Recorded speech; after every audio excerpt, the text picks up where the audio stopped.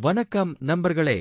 இந்த வீடியோவில் நாம் பெருங்காயத்தின் பல்வேறு பயன்பாடுகள் மற்றும் அதன் ஆரோக்கிய நன்மைகளைப் பற்றி பார்க்கப் போகிறோம்.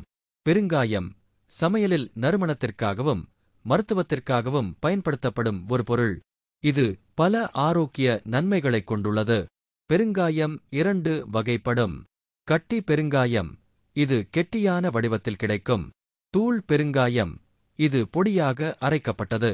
பெருங்காயம் உணவுக்கு சுவை மற்றும் நறுமணத்தை சேர்க்கிறது.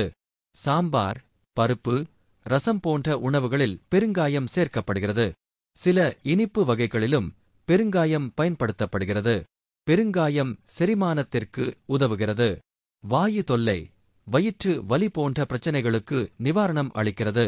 இருமல், சளி போன்ற சுவாசக் கோளாறுகளுக்கு மருந்தாக பயன்படுகிறது.